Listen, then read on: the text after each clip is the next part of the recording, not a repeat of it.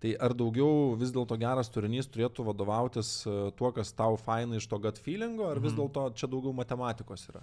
Nu, yra daug matematikos. Tai mūsų ten ta sėkmė, manau, buvo paremta grina analitika ir matematika. Nu, ta prasme, analitika tiesiog. Nu, tai nori būti labai populiariausias, mes buvom vienu metu žiūrimiausias kanalas Facebook'e. Rinkom virš 2,5 milijardų vienam kanale, žinai, paskui tų peržiūrų buvo didesnis skaičius per visus kanalus. Tai mūsų nebūtų privedę prie tokio rezultato, ta prasme, mąstymas, kad, darom iš jausmo, ką čia šiandien ką šiandien komanda veikiam. Aš šiandien tokį gerą reelsą žiūrėjau, gal šitą darom, gerai darom. Ne, žiūrėjom, kas renka daugiausia peržiūrų, kur yra video, kas internete gali surinkti 300 milijonų, 400 milijonų, 500 milijonų peržiūrų. Ir, nes yra tokių video, ar ne? Kur yra pačios didžiausios nišos, tai reiškia, kur yra lubos kažkokios. Tai jeigu mes būsim vidutiniokai kažkokioj nišoj, kuri yra pati didžiausia pasaulyje, tai mūsų vidutinis video rinks gerai ne 200, ne 400, o 50 milijonų peržiūrų galim surinkti, ar ne 30 milijonų, gal 90, gal 100 išaus. Ir čia nebūsim geriausi savo nišai.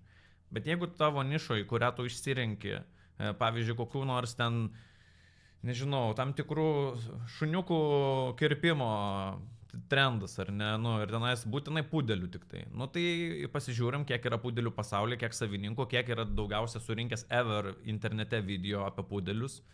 Ir jeigu yra atsakymas 10 milijonų, o vidutiniškai mediana kokia nors, ar vidurkis yra 40 tūkstančių, tai tu negali tikėtis didesnio rezultato negu 40 tūkstančių ir svajot, kad bus žiūrimiausias kanalas pasaulyje, būdamas nišiniai temai. Tai maždaug toks tas mindsetas turėtų būti, mąstant, jeigu tu nori turėti daug peržiūrų, tai tu mąstai, kur yra platus vandenynas.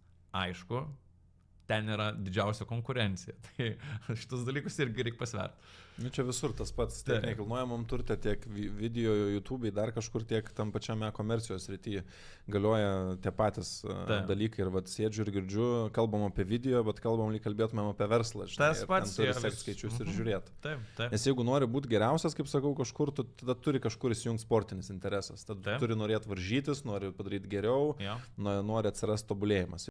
Ačiū, kad peržiūrėjote šitą vaizdo įrašą iki pat pabaigos.